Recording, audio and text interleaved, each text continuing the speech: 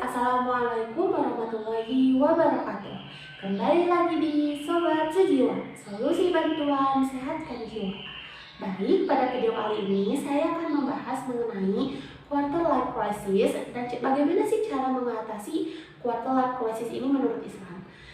Sebelum menyimak videonya lebih lanjut, jangan lupa like, comment, and subscribe.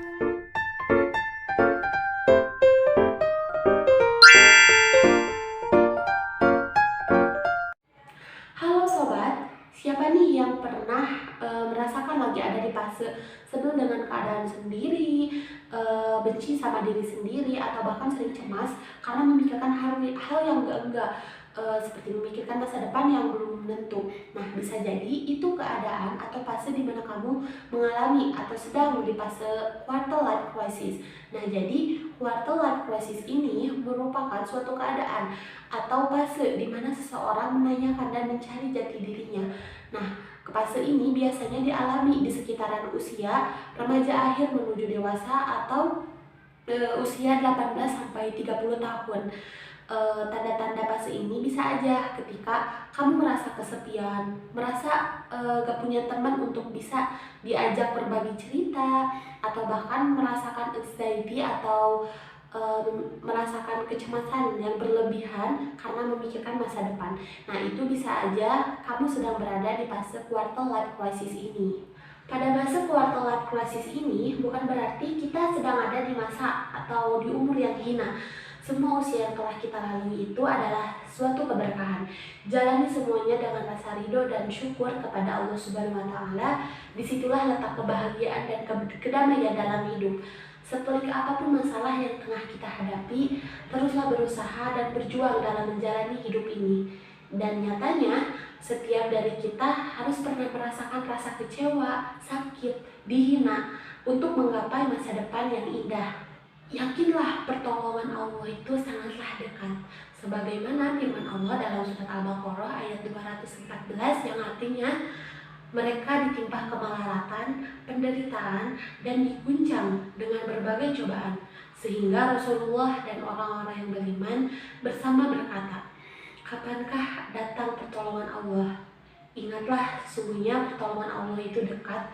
Quran Surat Al-Baqarah ayat 214. Menjadi yang hal wajar ketika seseorang menghadapi masa quarter life crisis ini. Hal ini tentulah tidak boleh disepelekan karena dampaknya bisa mengganggu psikologi seseorang yang menghadapinya dan bahkan bisa menyebabkan atau berdampak depresi. Agar hidup lebih produktif dan pikiran lebih positif dalam menghadapi masa quarter life crisis ini, tentunya dibutuhkan suatu pedoman hidup untuk menghadapi masa quarter life crisis ini. Nah, berikut saya akan sampaikan mengenai cara untuk menghadapi atau mengatasi masa quarter life crisis ini. Yang pertama, jadikan Al-Quran sebagai pedoman hidup. Nah, di dalam Al-Quran sudah dijelaskan sangat lengkap bagaimana manusia menghadapi kehidupan di dunia ini.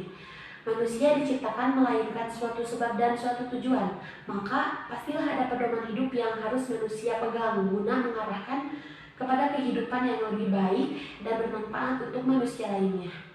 Dan mintalah pertolongan dan petunjuk Allah, dan juga jangan pernah merasa sedih ataupun merasa sendiri dalam menghadapi suatu permasalahan.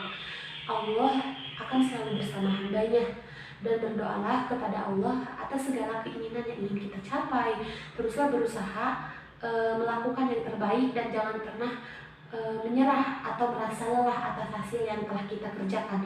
Walaupun terkadang ya memang hasil tidak sesuai harapan atau tidak sesuai ekspektasi kita, karena mungkin ekspektasi kita yang berlebihan terhadap proses yang kita jalani. Sebagaimana firman Allah dalam surat Al-Insyirah ayat 6, inna ma'al usri yusra, sesungguhnya beserta kesulitan itu pasti ada kemudahan. Selanjutnya yang kedua, mencintai diri sendiri. Mulailah dengan mencintai diri sendiri. Apapun dan bagaimanapun keadaan kamu, pastikan diri kamu tetap menjadi yang terbaik versi diri kamu sendiri. Jangan pernah membandingkan diri kamu dengan orang lain. Jangan pernah merasa kamu tidak bisa apa-apa, kamu tidak berguna, dan tidak bisa melakukan apa-apa.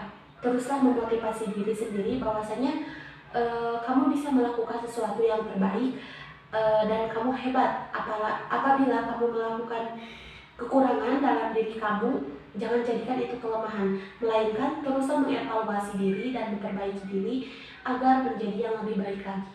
Dan yang ketiga, bertindak tanpa keraguan. Isilah hari-harimu dengan kegiatan yang positif. Ketika kamu merasa ragu atas apa yang akan kamu kerjakan, jadikanlah itu sebuah tantangan untuk diri kamu, sehingga hasil dari kamu bisa menemukan jawaban atas tindakan kamu itu.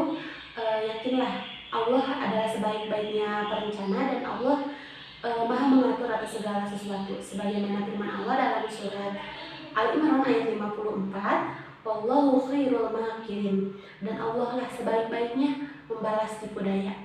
Kemudian yang keempat, temukanlah orang yang tepat dalam mendukung kamu, atau istilahnya itu support system.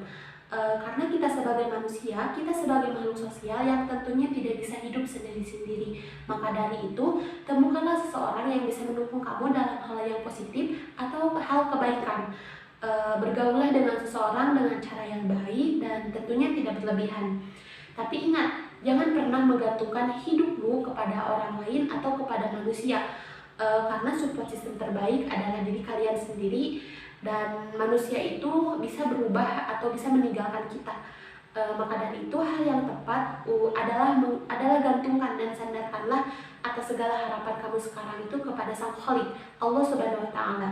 Karena Allah Subhanahu wa Ta'ala sejatinya tidak akan pernah meninggalkan hambanya, sebagaimana firman Allah dalam surat Al-Baqarah ayat 186 yang artinya, apabila hamba-hambaku bertanya kepadamu Muhammad tentang aku, sesungguhnya aku dekat dan aku akan mengabulkan permohonan orang yang berdoa jika ia berdoa kepadaku. Hendaknya mereka melakukan perintahku dan beriman kepadaku agar mereka memperoleh kebenaran. Dan yang terakhir, yang kelima, mengoptimalkan diri dalam berkegiatan. Di masa quarter life crisis ini, hendaklah kita mengoptimalkan diri dan menyibukkan diri dengan melakukan kegiatan yang positif dan bermanfaat, agar kita bisa menuangkan ide-ide yang kita miliki, seperti menulis, membaca, ataupun hal lainnya. Karena insya Allah dengan kita melakukan kegiatan itu akan ada keberkahan selama hal itu adalah suatu hal kebaikan. Dan juga dengan berkegiatan kita akan menemukan inspirasi-inspirasi untuk rencana ke depannya, dan kita tidak akan ragu lagi dalam bertindak. Jadi yakinlah Allah tidak akan menyia-nyiakan hambanya yang berdoa dan meminta pertolongan kepada Allah. Allah pasti bisa mewujudkan atas apa yang telah kita impikan. Berusaha semaksimal mungkin dan jangan pernah merasa ragu dalam melangkah. Teruslah bertawakal, bersabar dan berikhtiar. Kesuksesan datang setelah adanya proses.